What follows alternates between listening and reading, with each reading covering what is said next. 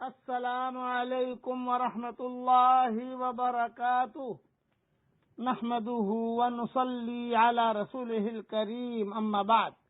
آج کا سبق سن لیجئے۔ آج کے سبق کی سرخی ہے پڑوسیوں کے ساتھ اچھا سلوک کیجئے، پارٹ 2۔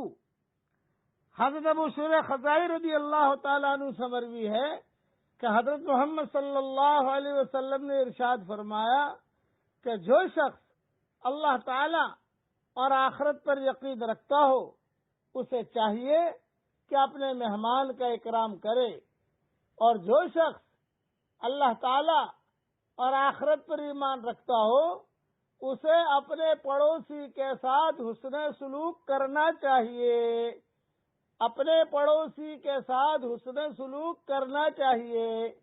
اور جسے اللہ تعالی کی ذات اور صفات اور آخرت کے دن کا یقین ہو اسے یا تو اچھی بات زبان سے نکالنی چاہیے ورنہ خاموش رہنا چاہیے۔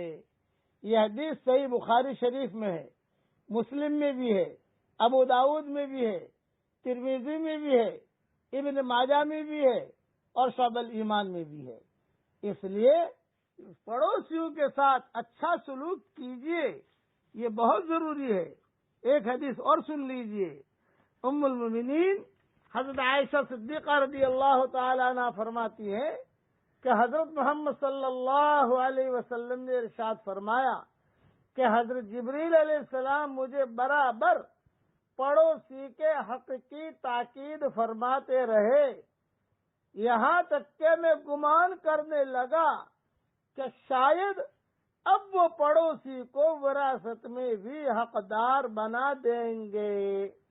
یہ حدیث میں صحیح بخاری شریف میں ہے، مسلم میں بھی ہے، ترمذی میں بھی ہے، ابن ماجہ میں بھی ہے، شعب الایمان میں بھی ہے۔ اتنی فضیلت ہے پڑوسی کی، اس لیے پڑوسیوں کے ساتھ اچھا سلوک کیجیے، اپنی اولاد کو بھی سکھائیے کہ پڑوسیوں کے ساتھ اچھا سلوک کریں۔ اب پڑھ لیجیے میرے ساتھ، اللہم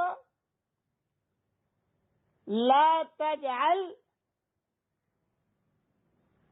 لفاجر عندی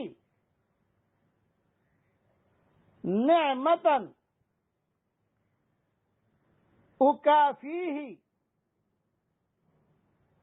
بہا فی الدنیا والآخرہ۔ ترجمہ بھی دھیان سے پڑھ لیجئے۔ اے میرے پیارے اللہ، کسی بدکار کا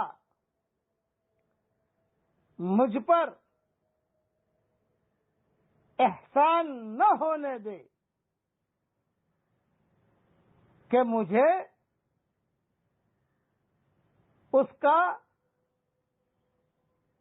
معاوضہ ادا کرنا پڑے دنیا میں اور آخرت میں۔ یہ زبردست دعا ہے، میں اس کا امیجز بنا کے بھی بھیج دیتا ہوں، اس کو یاد کر لیجئے اور 24 گھنٹے میں 1-2 مرتبہ تو پڑھ ہی لیجئے۔ انشاءاللہ پھر فاسق فاجر سے آپ کا واسطہ نہیں پڑے گا، اچھے لوگ ہی آپ کو ملیں گے۔ اللہ تعالیٰ اچھے لوگ ہمیں ملائے اور پڑوسیوں کے ساتھ اچھا سلوک کرنے کی اللہ تعالیٰ ہم سب کو توفیق عطا فرمائے، آمین۔ وآخر دعوانا ان الحمد للہ رب العالمین۔